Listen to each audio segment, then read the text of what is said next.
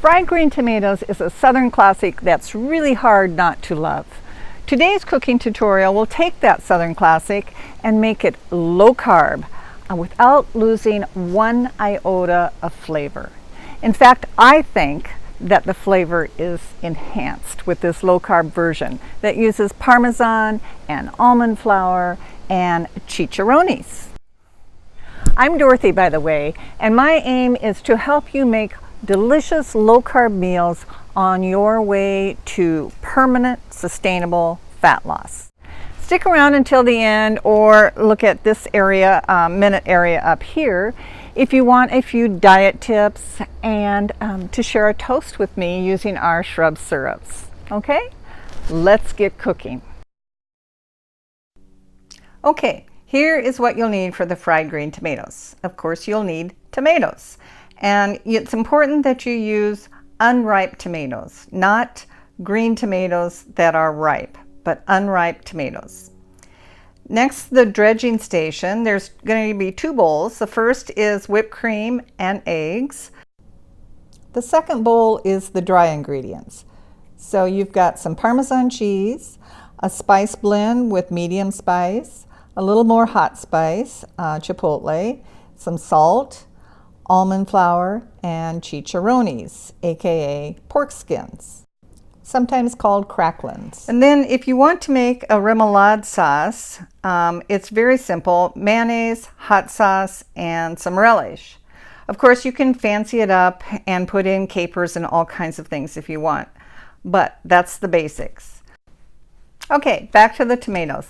Like I said, make sure that they're firm and unripe. I'm using a couple of heirloom varieties here, Boxcar Willie and Lime Green. And then I'm using this really fun little knife called a tomodachi.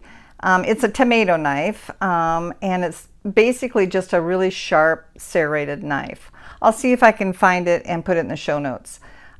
Now, in cutting the tomatoes, cut them about a 1/4 inch thick. You can go up to a 1/2 inch, but any more than that and they'll just get soggy inside and be kind of gross. So a 1/4 inch is the Goldilocks. Here's the lime green ones next to the boxcar, and you can see the difference in color a little bit. Put those all on a baking rack or some kind of rack with a paper towel underneath it, and then you're going to salt them up good to draw out all the water and make that dredge stick to them. Now, don't be stingy with the salt, just salt them up good. You're going to pat them dry later, and then set them all aside, and we will go make the breading station. Sounds kind of chefy, doesn't it? The breading station. Anyway, some people use 2 bowls, some people use 3. I'm using 2. First, I'm putting in a cup of almond flour, and then I'm taking some fresh Parmesan cheese and grating it with a microplane. And I'm going to put in a 1/2 cup of the grated cheese. Fresh is nice, by the way. And then to the chicharonnes. Just get a glass jar or a hammer with something heavy and start smashing the heck out of the chicharonnes. You want them to be a really fine crumb so that it sticks to the bread, to the tomatoes well. Okay, a 1/2 cup of the chicharonnes into the bowl, and a little bit of chipotle spice, and a little bit of this special spice that I'll tell you about in a bit. Now for the egg wash, I use 2 eggs and a little heavy whipping cream. Some people will just do the eggs. I find the heavy whipping cream helps to make it stick better. Plus, I just like heavy whipping cream. I mean, how can you go wrong with that? Use a little wire whisk, whisk it up good, and you've got your 2 bowls. Okay, set the breading station aside, and let's make a really quick remoulade sauce. It's kind of a fancy name for a really basic, simple sauce. I'm using a little bit of mayonnaise and some Dijon mustard, some relish, and some Frank's hot sauce. Pretty basic. You can, of course, fancy this up, and you can put in chopped scallions and capers and coarse mustard and Worcestershire sauce. I can't say that name. Anything that you want. But this is the basic, and it seems to be just fine. I mean, after all, it is the tomatoes that we're going for here. All right, bring back the tomatoes, pat them dry to get off any remaining water and a little bit of the salt. And let's go to the breading station. Dip them first in the egg batter, and some people use their hands, some people use a fork, tongs, whatever is your pleasure. For me, the fork worked best. Okay, once you get it into the dredge, then make sure it's covered and pat it down a little bit, either with the fork or with your hands, so that it really sticks to the tomato. All right, let's do that for all of these tomato slices. Pick it up with the fork, put it on the rack, and you do want to let them sit on the rack for about, I don't know, 5 or 10 minutes so that the egg can tighten up a little bit. And then on to the cooking.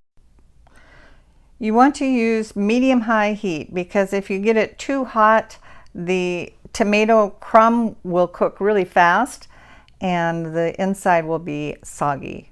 No soggy tomatoes here. Okay, so they're going to sizzle a little bit. You put them in, let them cook for about 2 minutes on each side. Flipping them over can be tricky. I use a spatula and a fork, and that seems to work the best. Probably the trickiest part of the whole process is keeping that crumb mix on the tomato. And so the flipping part is actually really important. While I'm flipping these, I thought I would tell you that this low-carb breading mix, it works really well for fish and for cheese sticks and zucchini fritters and anything that you want to bread. It's really tasty. On to the rack to drain, and we've got delicious low-carb fried green tomatoes. Okay, the fried green tomatoes are made. Chris, my husband, is making the chicken, and let's move on to the diet tips.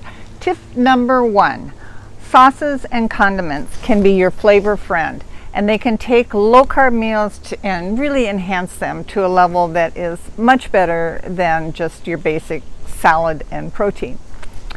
You just have to be careful about the condiments that you choose. Things like mustard is great, and soy sauce, and some of the relishes. You don't want to go with things like ketchup and some of the Asian sauces, because typically they have a lot of sugar. So, best thing to do, you're in the grocery store, turn the jar over and go straight to the sugar and pick the one with the least sugar. There you go. Now, on to tip number 2. Tip number 2, sauces can be really easy to make and add a lot of flavor, like the remoulade sauce that we made for the fried green tomatoes. Just know that if you are on a keto diet or even a low-carb diet, that sauces may be compliant in terms of having no refined carbs or sugar, but they are very dense in calories oftentimes. So calories do count. And I've seen a lot of keto people that will eat a lot of cheese and a lot of baked goods and be confused as to why they're not losing weight. Well, they may still be healthy, but calories do count. That's the bottom line. So just know that, make your sauces, make your baked goods, but watch out for the portion size, shall we say? Okay. Now, how about that toast? Okay, onto the toast. Today's toast, I'm using a shrub syrup with cherries and 5 spice and a few more aromatic spices in it. It's really good. Blended with bubbly water. And since fried green tomatoes kind of signify the waning days of summer, and as does the weather, let us toast to the end of summer of 2019. All right? Cheers.